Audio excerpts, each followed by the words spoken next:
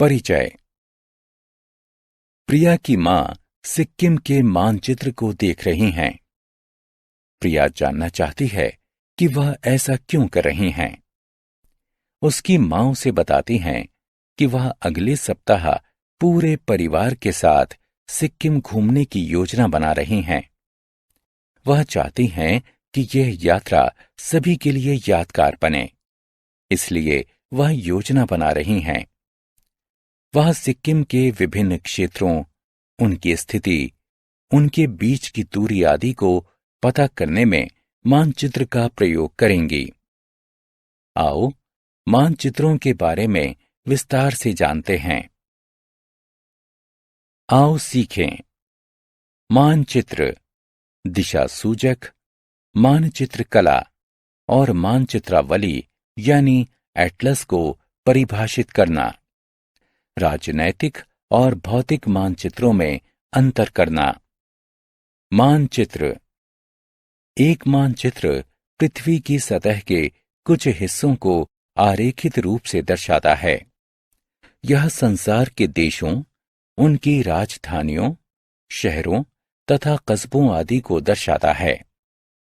यह पृथ्वी की विभिन्न भूकृतियों और जल निकायों को भी दर्शाता है।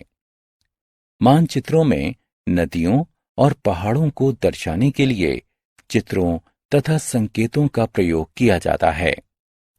ये चित्र और संकेत प्रतीक कहलाते हैं। कुछ साधारण प्रतीक जो कि मानचित्रों में प्रयोग किए जाते हैं निम्न हैं।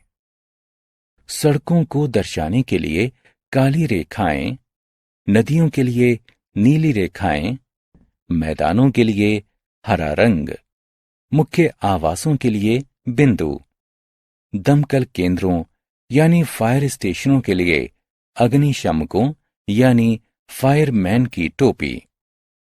चुंबकीय दिशा सूचक यानी कंपास।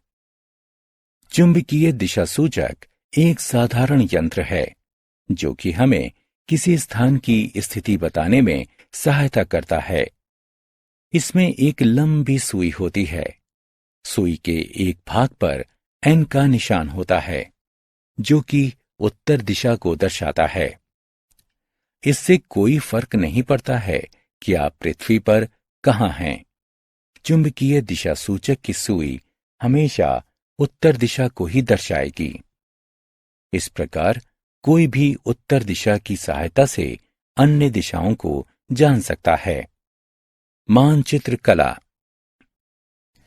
मानचित्र को बनाने की विज्ञान मानचित्र कला कहलाती है। वह व्यक्ति जो मानचित्र बनाता है मानचित्रकार कहलाता है। पुराने दिनों में मानचित्रों को हाथ से बनाया जाता था। हाथ से मानचित्र बनाना एक कठिन प्रक्रिया थी और इसमें समय भी अधिक लगता था। हाथ से बनाए हुए मानचित्र में गलतियां भी होती थीं।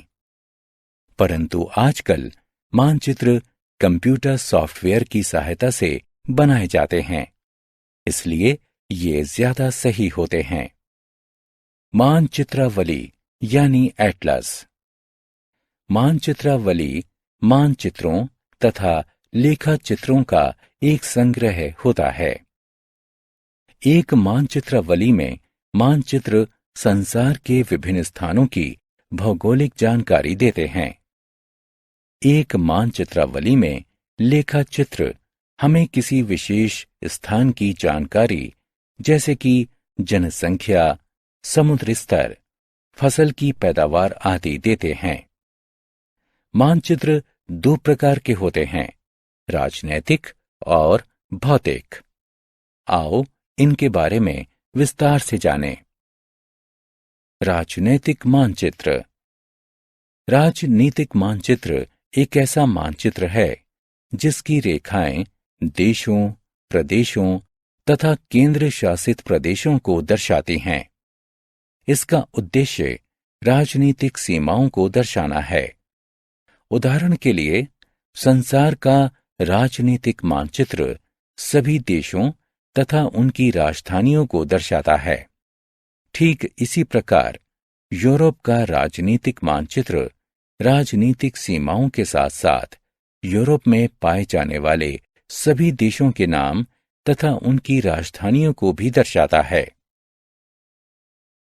इस प्रकार राजनीतिक मानचित्र संसार को अच्छी तरह से समझने में हमारी सहायता करते हैं। भौतिक मानचित्र। भौतिक मानचित्र किसी क्षेत्र की भौतिक विशेषताओं जैसे कि पर्वत, नदियों तथा झीलों आदि को दर्शाते हैं। प्रायः भौतिक मानचित्र में जल निकायों को नीले रंग से दर्शाया जाता है। विभिन्न रंगों का प्रयोग विभिन्न उभारों को दर्शाने के लिए किया जाता है, जैसे कि हरा रंग निचले उभार के लिए तथा नारंगी या कत्थई रंग उच्च उभारों के लिए प्रयोग किया जाता है। उदाहरण के लिए अफ्रीका का भौतिक मानचित्र दर्शाता है कि अफ्रीका महाद्वीप पश्चिम में अटलांटिक महासागर और पूर्व में हिंद महासागर के बीच में स्थित है। अफ्रीका महाद्वीप ये भी दर्शाता है कि इसकी उत्तरी पूर्वी सीमा लाल सागर से लगी हुई है। हमने क्या चर्चा की?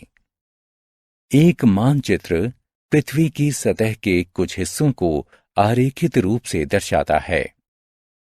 चुंबकीय दिशा सूचक यानी कंपास एक साधारण यंत्र है जो उत्तर दिशा को दर्शाता है। मानचित्र कला मानचित्र बनाने का विज्ञान है। मानचित्रावली यानी एटलस मानचित्रों तथा लेखा चित्रों का एक संग्रह है। राजनीतिक मानचित्र एक ऐसा मानचित्र है जिसकी रेखाएं देशों, प्रदेशों तथा केंद्र शासित प्रदेशों को दर्शाती हैं। भौतिक मानचित्र किसी क्षेत्र की भौतिक विशेषताओं जैसे कि पर्वत, नदियों तथा झीलों आदि को दर्शाते हैं।